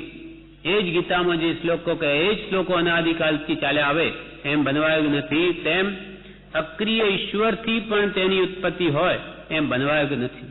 અક્રિય ઈશ્વર કંઈ કરે નહીં, ઈશ્વર શુદ્ધ સ્વભાવ, તે કંઈ ગીતા લખવા બેસે નહીં. અક્રિય ઈશ્વરથી પણ તે ગીતાની ઉત્પત્તિ થઈ હોય એમ બનવા યોગ્ય નથી. સક્રિય એટલે કોઈ દેહધારીથી તે ક્રિયા બનવા યોગ્ય છે. જે દેહધારી પુરુષ કોઈ શાસ્ત્ર લખે તો લખવા યોગ્ય છે. જેમ કે ભગવાન મહાવીર સ્વામીએ દ્વાદશાંગી ઉપદેશી અને ગણધરોએ એ બોધ ઝીલીને પછી પોતે મુખપાઠ રાખતા, પછી ભગવાન ગયા પછી 900 વર્ષ પછી એને ગ્રંથારૂઢ કરવામાં આવી. એમ કોઈ સક્રિય એટલે દેહધારીથી તે ક્રિયા બનવા યોગ્ય છે. માટે સંપૂર્ણ જ્ઞાની તે ઈશ્વર છે અને તેનાથી બોધાયેલા શાસ્ત્રો તે ઈશ્વરી શાસ્ત્ર છે એમ માનવામાં અડચણ નથી. સંપૂર્ણ જ્ઞાની તે ઈશ્વર, કેવળ જ્ઞાની તે ઈશ્વર અને તેનાથી બોધાયેલા શાસ્ત્રો, એ જ્ઞાની પુરુષો દ્વારા જે શાસ્ત્રોનો બોધ થયો અને તે શાસ્ત્રોને ગ્રંથારૂઢ કરવા, તે બોધને ગ્રંથારૂઢ કરવામાં આવ્યો, શાસ્ત્ર રૂપે થયા, તો એને ઈશ્વરીય શાસ્ત્ર કહી શકાય. તેથી ઈશ્વરે લખ્યા એમ નહીં, ઈશ્વરે બોધ આપ્યો અને એને ગ્રંથારૂઢ કર્યો, તે ગ્રંથોને ઈશ્વરી શાસ્ત્ર કહી શકાય. એમાં કે છે કૃપાલ કોઈ અડચણ નથી. માટે સંપૂર્ણ જ્ઞાની તે ઈશ્વર છે અને તેનાથી બોધાયેલા શાસ્ત્રો તે ઈશ્વરીય શાસ્ત્ર છે એમ માનવામાં અડચણ નથી. ઈશ્વરે બોધ આપ્યો, એ ગ્રંથારૂઢ બીજા જ્ઞાની પુરુષે કર્યો, તેથી ઈશ્વરી શાસ્ત્ર કહી શકાય. પણ એનો અર્થ એમ ન માનવો કે ઈશ્વરે લખ્યા છે. આ પ્રમાણે ગીતા કોણે બનાવી? ઈશ્વરકૃત તો નથી. તો કે ના, ઈશ્વરકૃત નથી. ને જો તેમ હોય તો તેનો કોઈ પુરાવો? ઈશ્વરકૃત છે જ નહીં. એ ભાવ તો અનાદિથી છે. માટે ઈશ્વરે બનાવેલી નથી. પણ ઈશ્વરે જે સંપૂર્ણ જ્ઞાની, કેવળ જ્ઞાની કે આત્મજ્ઞાની પુરુષોએ જે બોધ આપ્યો તેને ગ્રંથારૂઢ કરવામાં આવે તો એ સત્પુરુષના શાસ્ત્રો છે, સત્શ્રુત છે કે ઈશ્વરીય બોધ છે, શાસ્ત્રો છે એમ માનવામાં અડચણ નથી. આ પ્રમાણે આ પ્રશ્ન પૂરો થયો. હવે પ્રશ્ન ગાંધીજીનો 11મો પ્રશ્ન છે, પશુ આદિના યજ્ઞથી જરાય પુણ્ય છે ખરું? પશુ આદિના યજ્ઞથી જરાય પુણ્ય છે ખરું? પશુઓને યજ્ઞમાં હોમીએ અને પુણ્ય માનીએ કે ધર્મ માનીએ તો એમ કરવાથી પુણ્ય થાય ખરું? પશુ આદિના યજ્ઞથી જરાય પુણ્ય છે ખરું? યજ્ઞમાં હોમવાથી એમને પુણ્ય થાય ખરું? કૃપાલદેવ ઉત્તર આપે છે, પશુના વધથી, હોમથી કે જરાય તેને દુઃખ આપવાથી પાપ જ છે. તે પછી યજ્ઞમાં કરો કે ગમે તો ઈશ્વરના ધામમાં બેસીને કરો, પણ યજ્ઞમાં જે દાનાદિ ક્રિયા થાય છે તે કાંઈક પુણ્ય હેતુ છે, તથાપી હિંસા મિશ્રિત હોવાથી તે પણ અનુમોદન યોગ્ય નથી. પશુ આદિના યજ્ઞથી જરાય પુણ્ય છે ખરું? જરા પણ?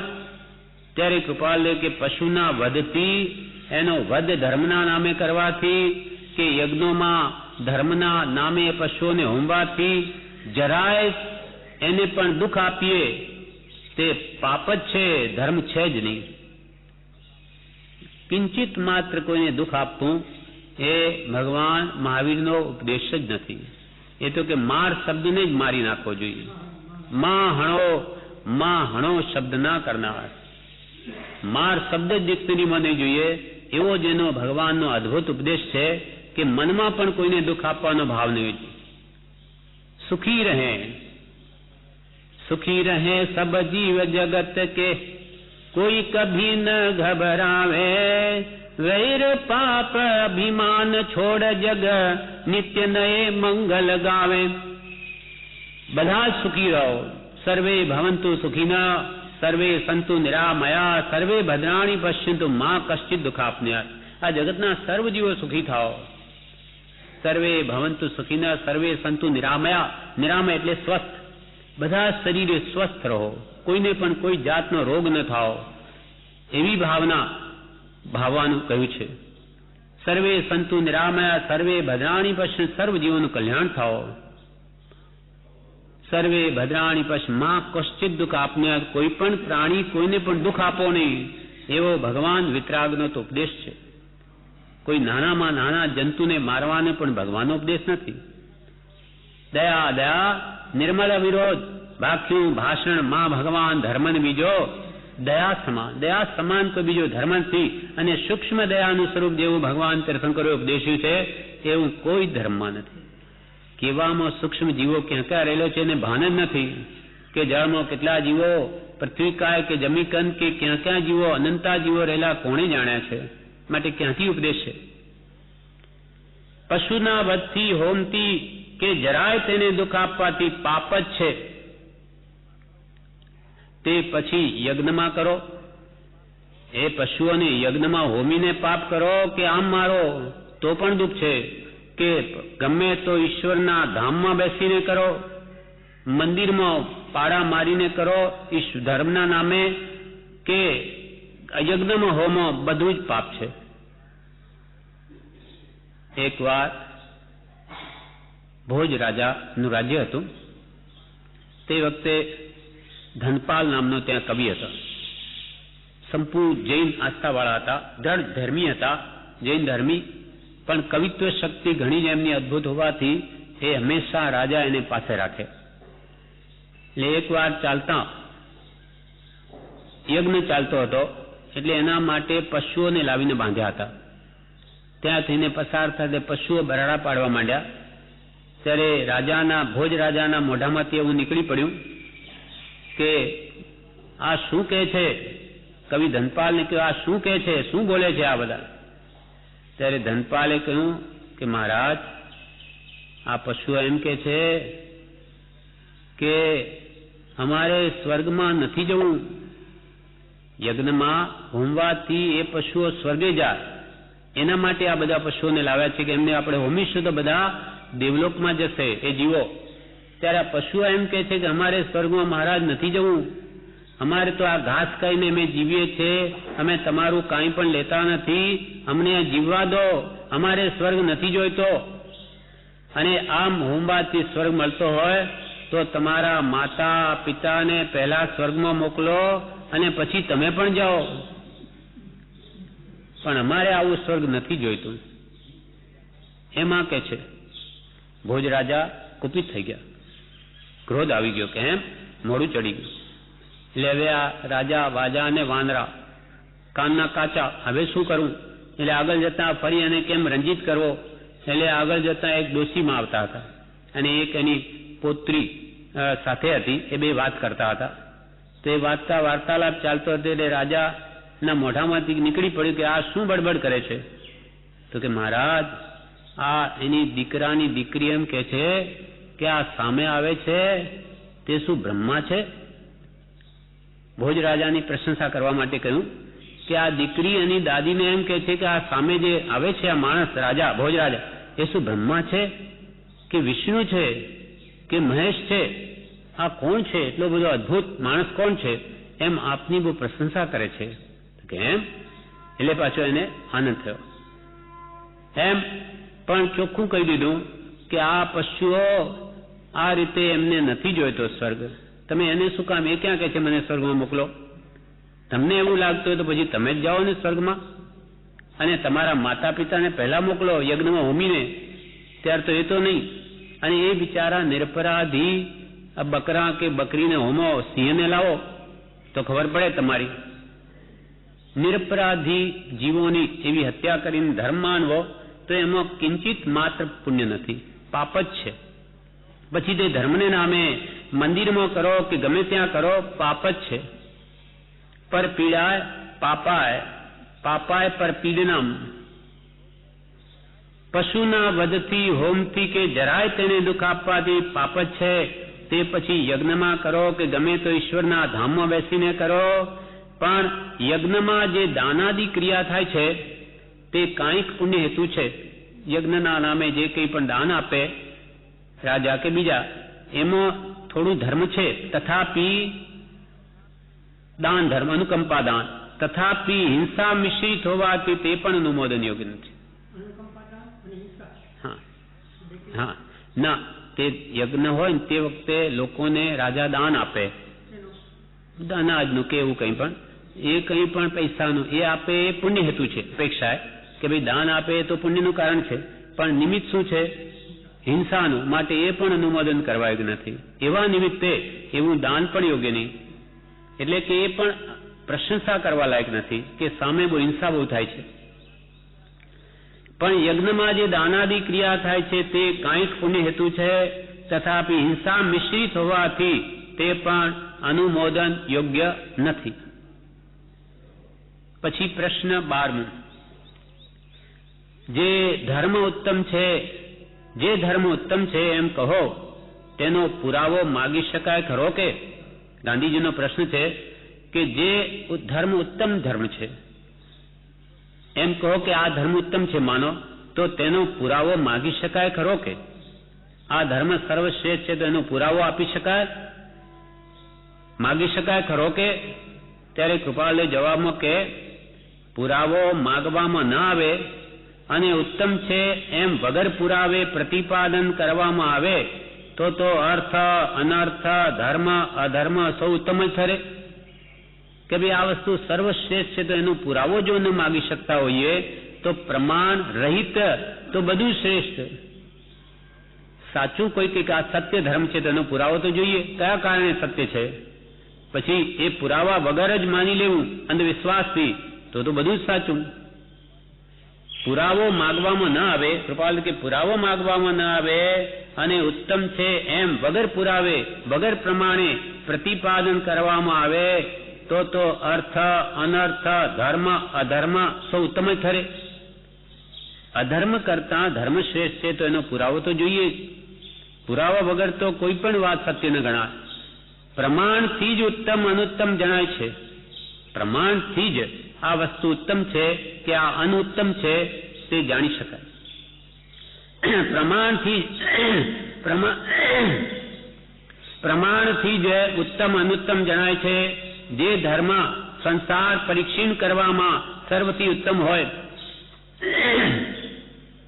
અને નિજ સ્વભાવમાં સ્થિતિ કરાવવાને બળવાન હોય તે જ ઉત્તમ અને તે જ બળવાન છે. ઉત્તમ ધર્મ કયો એનું પ્રમાણ આપ્યું કૃપાલ દેવે. પહેલા તો કે પ્રમાણ તો જોઈએ જ કે ભાઈ તમારો ધર્મ તમે કહો સર્વોત્કૃષ્ટ, એનું શું પ્રમાણ, એનો પુરાવો તમે શું આપો છો, તો એ તો જોઈ છે જ. હવે ઉત્તમ ધર્મના લક્ષણ શું તે કૃપાલદેવ કહે છે કે જે ધર્મ સંસાર પરીક્ષણ કરવામાં સર્વથી ઉત્તમ હોય. સંસારને પરીક્ષણ, ક્ષીણ જ નહીં, પરી એટલે ચારે બાજુથી સંપૂર્ણપણે સંસારનું મૂળિયું બાળી નાખે, સંપૂર્ણ સંસારને નાશ કરી નાખે એવો જે ધર્મનો ઉપદેશ હોય અને નિજ સ્વભાવમાં સ્થિતિ કરાવવાને બળવાન હોય, એટલે પોતાના આત્મ સ્વભાવમાં સર્વકાલને માટે સ્થિતિ કરવાને માટે જે ભગવંતનો બળવાન ઉપદેશ હોય તે જ ઉત્તમ અને તે જ ધર્મ સાચો છે. અનંત અવ્યાબાદ સ્વરૂપમાં સ્થિતિ કરાવનહાર હૈ. જે ધર્મ આપણે અનંત અવ્યાબાદ જે આત્માનું શુદ્ધ સહજ આત્મ સ્વરૂપ છે એમાં સર્વકાળ માટે જે ધર્મ સ્થિતિ કરાવે તે ધર્મ સાચો.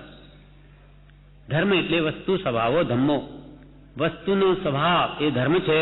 આત્મા એક વસ્તુ છે, એનો સ્વભાવ જ્ઞાન દર્શન ચારિત્ર છે.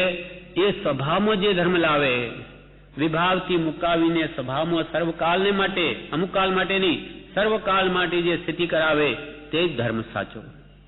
સ્વભાવમાં સર્વકાળ માટે સ્થિતિ કરાવી દે, એને સર્વકર્મથી મુક્ત કરી દે, મુક્ત કરવાનો જે ઉપાય બતાવે તે વ્યવહાર ધર્મ સાચો. એ નિશ્ચય ધર્મ પ્રમાણી શકે, બાકી નામ ધર્મથી કદી કામ થાય નહીં. જે ધર્મ સંસાર પરીક્ષણ કરવામાં સર્વથી ઉત્તમ હોય અને નિજ સ્વભાવમાં સ્થિતિ કરાવવાને બળવાન હોય તે જ ઉત્તમ અને તે જ બળવાન છે. કૃપાળુ દેવે પત્રાંક 875 માં આ જ કહ્યું છે. ધર્મ કેવો ધર્મ? તો કે જે આપણે પ્રત્યેક ભક્તિની શરૂઆતમાં બોલીએ છીએ મંગલાચરણ, એ જ એમાં કહ્યું છે કે ધર્મ કયો?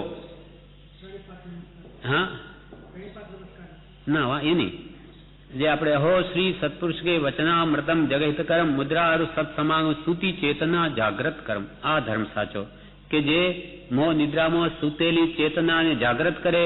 અનાજથી આપણે સૂતેલા છીએ, જ્ઞાનની દૃષ્ટિ મોહમાં આપણને જગાડે. એ જે પત્ર 875 નો જ ભાવ રત્નરાજ સ્વામી ત્યાં વણ્યો છે, એ સાચો ધર્મ આપણને મોક્ષ પમાડી શકે. એ પત્ર પ્રભુશ્રીજી ઉપર છે. એમાં કહ્યું, ઓમ પરમ કૃપાળુ મુનિવર્યના ચરણ કમલમાં પરમ ભક્તિથી સવિનય નમસ્કાર પ્રાપ્ત થાય. આ એકલા પ્રભુશ્રીજી ઉપર આ પત્ર છે. અને એમાં બોલ્ડ મોટા અક્ષરોમાં લખ્યું છે, કૃપાળુ દેવ પ્રભુશ્રીની યોગ્યતા જોઈને એમના આત્માને નમસ્કાર કરે છે. પરમ કૃપાળુ, આપણે કૃપાળુદેવને પરમ કૃપાળુ કહીએ ત્યારે પરમ કૃપાળુદેવ પ્રભુશ્રીને લખે છે પરમ કૃપાળુ. પરમ કૃપાળુ મુનિ વર્યના, મુનિઓમાં શ્રેષ્ઠ તેને તેના ચરણ કમલમાં ભક્તિથી નહીં, પરમ ભક્તિથી નમસ્કાર જ નહીં, સવિનય નમસ્કાર પ્રાપ્ત થાય. એટલે પ્રભુશ્રીની કેટલી ઊંચી ભૂમિકા છે. આ પ્રમાણ કૃપાળુદેવે પ્રમાણ પત્ર આપ્યું. પરમ કૃપાળુ મુનિ વર્યના ચરણ કમલમાં પરમ ભક્તિથી સવિનય નમસ્કાર પ્રાપ્ત થાય. આવી છાપ જેને આપી છે એવા પ્રભુશ્રીજી એમ કે છે કે પ્રભુ અમે ગુરુ થતા નથી, અમે ગુરુ બતાવી દઈએ છીએ. અમારા ગુરુ એ તમારા ગુરુ. આવી છાપ જેને આપી, અને આપણા જેવા અજ્ઞાનીઓ કોઈ કહે કે અમે પ્રત્યક્ષ ગુરુ અથવા પ્રત્યક્ષ જોઈએ એમ કરીને એ પોતાને સ્થાપે છે, એ મહાસાધના છે. કૃપાળુને ગૌણ કરે છે. એ ધર્મ પ્રવર્તાવતા નથી, પણ ધર્મ ઉપર આવરણ લાવે છે. જે કૃપાળુદેવને પરમાત્મા તુલ્ય માનીને એની ભક્તિમાં જોડાયા તે જ માર્ગને પ્રગટમાં લાવનાર છે. પણ કૃપાળુદેવનું નામ લઈને જે પોતાને મનાવે પૂજાવે તે કૃપાળુને ઢાંકે છે. એટલે એ માર્ગને વધારનારા નથી, માર્ગને ઉપર આવરણ લાવનારા છે. આ વાત બ્રહ્મચારીજીએ જવલબેનને કરેલ. જવલબેન આવેલા આશ્રમમાં, ત્યારે એમને પૂછેલું 50 વર્ષ સુધી કૃપાળુને પ્રગટમાં લાવનાર કોણ છે? ત્યારે બ્રહ્મચારી જવાબમાં કહ્યું, જે એમને પરમાત્મા તુલ્ય માની, જે એની ભક્તિમાં જોડાયા તે. પછી કે આ કૃપાળુને પ્રગટમાં લાવનાર કોણ છે? તો કે જે એમને પરમાત્મા તુલ્ય માની, જે એની ભક્તિમાં જોડાયા તે. બાકી તો બધા ઢાંકનાર ગણાય. પરમ કૃપાળુ મુનિવર્યના ચરણ કમલમાં પરમ ભક્તિને એમણે પોતે શિષ્ય બની, દાસાનું દાસ બની કૃપાળુને માર્ગે બધાને વાળ્યા. પોતે ગુરુ થઈને નથી બેઠા, ગુરુ જ માનતા હતા. બધા બધું મુકાવી દીધું. પાટિયું કઢાવી નાખ્યું આશ્રમનું, 10 ફૂટનું લગાવેલું હતું કેટલાય વખત સુધી, એ કઢાવી નાખ્યું. અને અમે ગુરુ નહીં, ગુરુ એક, ગુરુ ભાવ ગૌણ ન કરવો, ઉપકારનો ઉપકાર ઓળવવો નહીં, પણ ગુરુ એક કૃપાળુ દે, એમ કરીને આપણે બધાને એક ઉપર સ્થિર રાખ્યા છે. બ્રહ્મચારીજી પણ આખી જિંદગી જ કર્યું છે. તેવા મુનિને છાપ આપે છે કે પરમ કૃપાળુ મુનિ વર્ય, મુનિઓમાં શ્રેષ્ઠ, ચરણ કમલમાં પરમ ભક્તિથી સવિનય નમસ્કાર પ્રાપ્ત થાય. આ મારો શિષ્ય છે અથવા ભક્તિનો કરતા છે, માટે મારો છે એમ કદી જોયું નથી. આ ભાવ સિદ્ધ થાય છે.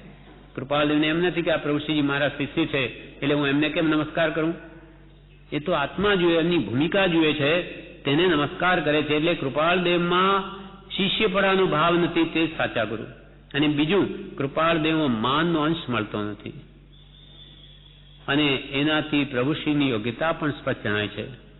માટે હવે એવા પુરુષો જયારે કૃપાળદેવને માનવાનું કે ત્યારે બધી વાત આવી ગઈ, ક્યાંય દ્રષ્ટિ કરવા આવ્યું નથી. આવા પુરુષે એમ કે નહીં પ્રભુ અમે ગુરુ થતા નથી એટલે ક્યાંય દ્રષ્ટિ કરવી નહીં. કૃપાળદેવમાં બધા આવી ગયા. જે હોય ગુરુ તો આમાં આવી ગયા, નહીં તો જરૂર નથી. એ પત્રમાં કે છે, અહો સત્પુરુષના વચા સાચો ધર્મ, અહો સત્પુરુષના વચનામૃત મુદ્રા અને સત્સમાગમ સુસુપ્ત ચેતનને જાગ્રત કરનાર, એટલે મોહ નિદ્રામાં સૂતેલી આપણી ચેતનાને જાગ્રત કરનાર એવો ધર્મ જો હોય તો સાચો ધર્મ છે. પડતી વૃત્તિને સ્થિર રાખનાર, પડતી વૃત્તિ એટલે પ્રમાદમાં કે પાપમાં પડતી વૃત્તિને રોકે તે સાચો ધર્મ. કે દર્શન માત્રથી પણ નિર્દોષ, વિતરાગ પુરુષોના દર્શન કેવા છે? કૃપાળદેવના દર્શન કે ભગવાન તીર્થંકરોની મૂર્તિના દર્શન કેવા? વીત રાગતા ઝલકી રહી છે. ત્યાં કોઈ રાગનું છે ને સ્ત્રી નથી, કે દેશનું સિને દ્વેષનું શસ્ત્ર નથી. વીત રાગ સમો દેવો ન ભૂતો ન ભવિષ્યતિ, એવા પરમાત્મા છે. એનું દર્શન પણ નિર્દોષ, કોઈ દોષ ના આવે. દર્શન માત્રથી પણ નિર્દોષ. જ્યારે બીજા દેવોની પાસે સ્ત્રી છે, કોઈના પાસે શસ્ત્રો છે, એ સાચા દેવ નહીં, સાચા દેવ વિતરાગ. દર્શન માત્રથી પણ નિર્દોષ, અપૂર્વ સ્વભાવને પ્રેરક. અપૂર્વ એટલે પૂર્વે કોઈ કાળે જે સ્વભાવ પ્રાપ્ત નહીં થયો, એ તેવી આત્મ સ્વભાવ એટલે શુદ્ધ આત્મ સ્વભાવ તેને પ્રગટ કરવા માટે પ્રેરણા આપે કે તમે પણ શુદ્ધ આત્મા છો, ભગવાન જેવા, એવી પ્રેરણા આપનાર એવો આ ધર્મ છે. દર્શન માત્રથી પણ નિર્દોષ, અપૂર્વ સ્વભાવને પ્રેરક, સ્વરૂપ પ્રતીતિ, પોતાના શુદ્ધ આત્મ સ્વરૂપની શ્રદ્ધા જે ધર્મ વડે આવે એવો ધર્મ સાચો. અપ્રમત્ત સંયમ એટલે સાતમા ગુણસ્થાન પ્રાપ્ત કરાવે એવો આ ધર્મ છે. આગળ વધતા સમ્યક દર્શન લાવી ચોથે, પાંચમે, છઠ્ઠે, સાતમે સુધી લઈ જઈ શકે ત્યાં સુધી ધર્મ ધ્યાન છે. અપ્રમત્ત સંયમ, અપ્રમત્ત ગુણસ્થાન અને પૂર્ણ વિતરાગ, નિર્વિકલ્પ સ્વભાવના કારણભૂત 8મી શ્રેણી માંડી, 12માના અંતે કેવળ જ્ઞાન પમાડી 13મામાં લઈ જાય એવો પૂર્ણ વિતરાગ, નિર્વિકલ્પ સ્વભાવના કારણભૂત અને છેલ્લે અયોગી સ્વભાવ પ્રગટ કરી અંતે અયોગી સ્વભાવ પ્રગટ કરતા રહે એટલે 14મું ગુણસ્થાન પ્રાપ્ત કરાવીને ઠેક મોક્ષમાં અનંત અવ્યાભાસ સુખમાં બિરાજમાન કરે તે ધર્મ સાચો. છેલ્લે અયોગી સ્વભાવ પ્રગટ કરી અનંત અવ્યાભાસ સ્વરૂપમાં સ્થિતિ કરાવનહાર ત્રિકાળ જયવંત વર્તો. ઓમ શાંતિ શાંતિ શાંતિ. આ જ સાચો ધર્મ વિતરાગ માર્ગ છે કે જે વડે ઠેઠ મોક્ષમાં પહોંચાડી દે. તો તે ધર્મ કૃપાલ કે સાચો, બીજા નહીં.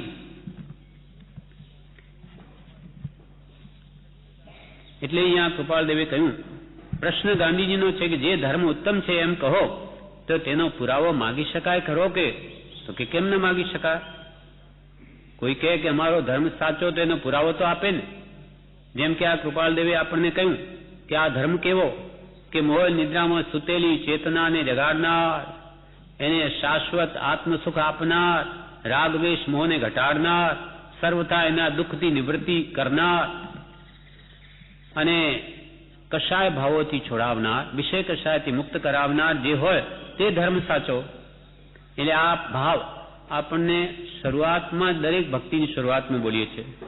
તેમાં સત્પુરુષના વચનામૃત, એમની વિતરાગ મુદ્રા અને સત્સમાગમ એ सूती चेतना जागृत करम, गिरती वृत्ति स्थिर रखे, दर्शन मात्र से निर्दोष है, अपूर्व स्वभाव के प्रेरक सकल सद्गुण कोश है. આ વાત બધી કરીને અંતે કહ્યું કે અંતે અવ્યાભાસ સ્વરૂપમાં સ્થિતિ કરાવણહાર હૈ. અંતે આ ધર્મ કેવો કે આત્માના અનંત અવ્યાભાસ સ્વરૂપમાં સ્થિતિ કરાવી દે સર્વકાલને માટે. બાધા નથી, પીડા નથી, જે શુદ્ધ સ્વભાવમાં તેમાં અનંત કાળ સુધી તેમાં સ્થિર કરાવી દે તે ધર્મ સાચો.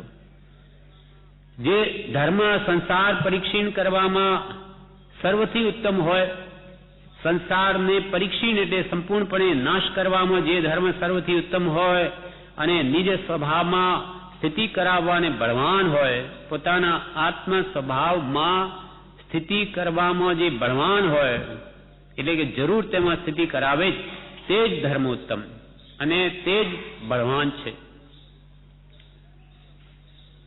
સ્વસ્વરૂપ કી પ્રતીતિ અપ્રમત્ત સંયમ ધારણ, સ્વસ્વરૂપની જે પ્રતીતિ કરાવે અને અપ્રમત્ત સંયમને પણ ધારણ કરાવે, સર્વ મોહને હટાવી સમ્યક દર્શન કરાવી, વ્રત લાવી દેશે, પછી સંપૂર્ણ વ્રત લાવી સર્વસંગ પરિત્યાગી બનાવી અને બાહ્ય પરિગ્રહ ત્યાગી આત્મજ્ઞાન યુક્ત સાતમે અપ્રમત્ત આત્મ ધ્યાનમાં લઈ જાય તે ધર્મ સાચો.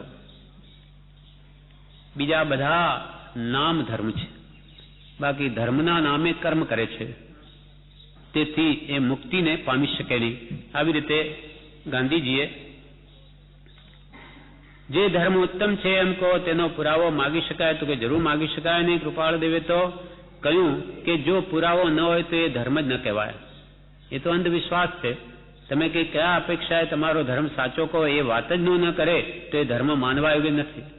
અને સાથે કૃપાલ દેવે વિતરાગ માર્ગનો પુરાવો આપી દીધો કે તે જ ધર્મ સાચો કે જે નિજ ભાવમાં સર્વકાલને માટે સ્થિતિ કરાવે અને સંસારનું સંપૂર્ણ પરીક્ષણ પણ કરાવે.